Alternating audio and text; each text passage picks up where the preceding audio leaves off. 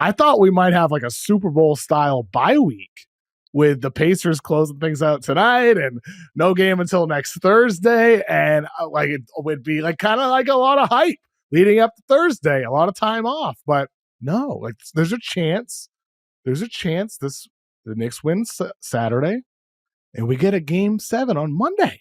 That's not out of the question at this point. No, definitely not out of the question. It definitely isn't. And if you're OKC, this is great.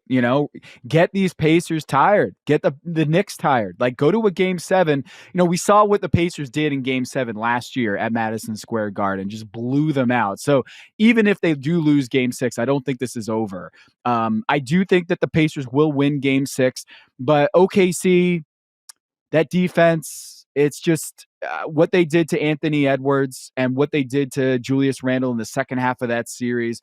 The physicality, it's the name of the playoffs. This is the brand of basketball that the New York Knicks came out with in game 5. They were physical. They were daring the referees to call fouls in the same way that OKC has done all season long. Look, there's this recognition in the NBA. You talk to coaches, you talk to players. You even hear it from the league office sometimes. It's just this admission that the referees can't call everything.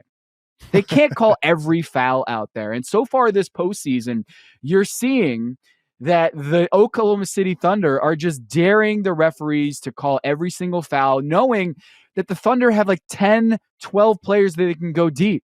They're not going to be in foul trouble because every guy they bring off the bench, they have confidence to not lose any ground with the deep bench. And with Tom Thibodeau, it was always oh no, if Karl Anthony Towns gets in foul trouble, what are they going to do? If Mitchell Robinson gets in foul trouble, what are they going to do? If Jalen Brunson gets in foul trouble, what are they going to do?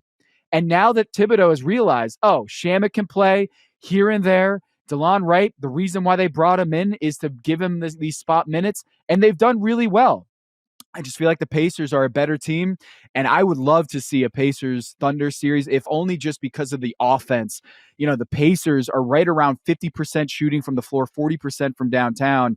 An amazing offense, a strength versus strength series, and the Knicks would be strength versus strength in the sense of a great offense going against a elite all-time, in my opinion, the best defense in NBA history in the Oklahoma City Thunder. Both of these teams, the Knicks and the Pacers, want to play an offensive brand basketball and get a lot of shots up and make you play your best defense against them, because this Knicks team is built for offense. Same with the Pacers. And you know what? OKC has just disposed a lot of great offensive teams, and I would love to see this series. Either way, we're going to have a great finals. Who do you think puts up a better fight against the Thunder? I think it's the Pacers, because the only way you're gonna stop the Thunder is to try to get them out in the open court. You're not gonna beat them in a half court. Did the Knicks show something though tonight? We're gonna see OKC swarmed Jokic in game 7 after using different coverages against him throughout the series. They adjusted throughout the series. They changed the way they defended Ant in the series against Minnesota, again, blitzing the hell out of him in the final game, close him out, get rid of him. It's over, giving you no life. I would expect they're going to be doing that at some point against Halliburton if it's the Pacers, but then again, you could say the same thing if it's against Brunson and the Knicks. I think there's a real chance that the Thunder sweep either one of these teams. I think that's so how good that's the way I feel about it as well. Mm-hmm. I think I felt this way, and I've said it here on this show, Kev. I think they were running away with this thing. Even with Jason Tatum didn't tear his Achilles, I thought that the Thunder would have won that series. And just that defense is that good. The way that I look at this team, the Thunder look like they have 6 players against 5 at all times. That's how they play defense. Is you're just is there another guy out there? How do they get such good rotations after putting 2-3 guys on the ball? And it doesn't seem like they're missing any on the rotations. They're so fast, they're so hungry, and they're so disciplined. I just think that no matter who comes out of the East, they were going to win that series. But if it's Indiana and the Knicks, I got to believe that maybe it gets to 5 games and it could be a sweep. You know what's interesting, Tom? I don't know if you've experienced this in your life at all, but some people in my life, friends who were OKC haters entering the postseason, have really grown to respect them, especially after the last 2 rounds. The way they beat Denver and the way they beat Minnesota, and especially in regard to what they did to Ant. Have you seen that at all as well, where people are like, yeah, you know what? I actually do like OKC. I actually do like watching OKC, whereas before it was, oh, SGA flops, this young team, this and that. Because that's my experience with friends, like in chats and, real life friends I've known for over half my life. Well, have you seen that as well? Oh yeah, and especially the way that they played closing out that series at home and seeing that crowd and seeing the way that they're beloved in OKC, I think you can feel it. Just watching this team is that they're on another level. They're young, they're charismatic, like the way that Gilgeous-Alexander talks to the media at the press conferences and the confidence that he imbues on the entire team, and the way that they do those post-game press conferences, the way that the crowd is just like a college atmosphere. I just love it. I wrote the column for Yahoo Sports halfway through the season. I felt like this was America's team. If you love defense, if you love the mid-range, if you love the way that the youth that they play with, that they don't seem like their average age is 24 years old, the way that they play with such energy, all of the misconceptions about the league, you don't play defense, the referees, it's just a really annoying brand of basketball. Dude, they hit so many shots. Jalen Williams, the way he can take over a game, and the Chet Holmgren play, Isaiah Hartenstein, the way that they get after it and play defense.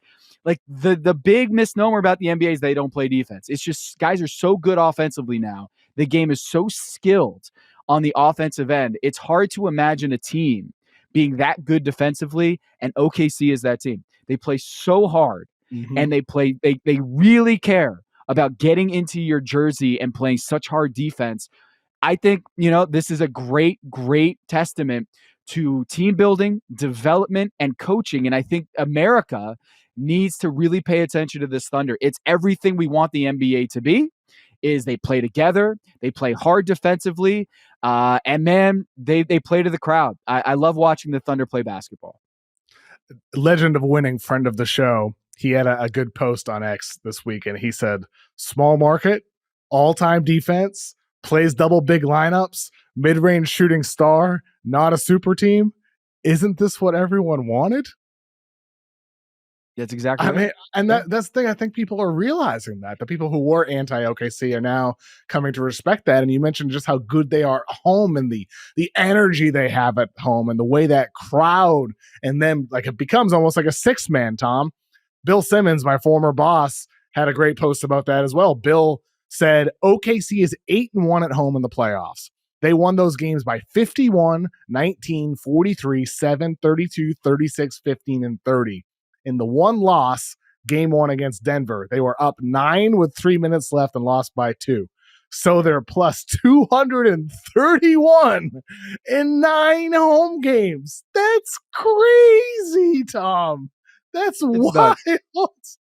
I mean, I this team is unfreaking believable. And look, I hope Indiana or New York can take it to them, and we get a epic NBA Finals with an all-time defense being challenged by a great offense with a fun point guard, whether it's Halliburton or Brunson, and a bunch of cool role players.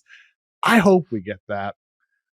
But I'm thinking OKC finishes this off really, really fast in 4, or at home, which would be really appropriate, in 5 games. That's what I'm thinking, Tom. Yeah, and they're going to have home court advantage there too. And the crazy thing is they're just getting started. Like if you aren't aware of how good this Thunder team is, get in now, because we're going to be watching this Oklahoma City Thunder team potentially contending for championships for the next decade. And I'm not being hyperbolic here. Is that Chet Holmgren, Jalen Williams, Shai Gilgeous-Alexander, all of the picks. Oh, by the way, Nikola Topic, one of the top prospects in last year's draft. They also have that guy coming back from his injury that sidelined him for the entire season. So it's just like, it's kind of at this point, it's kind of comical how many assets they have to continue reloading this thing. And who knows what happens, who they're going to be able to get this offseason. But I do know they had 2 holes last year. Is they're rebounding, and they got Isaiah Hartenstein signed to that deal. after what he did for New York last year. And then they got maybe the best perimeter defender and a leader and a guy who won a championship in 2020. They got that guy to kind of lead the team in terms of experience and that veteran, that voice in the locker room. They got him in Alex Caruso. So like Sam Presti and his ability to analyze what this team needs, how to build this team over time, it's a master class. And I feel like if you're not on the bandwagon now, or you're not wise to how good this team is, you better get on now, because they're going to be on national TV a lot next year, and they are going to be here for a very long time. I can convince you of that.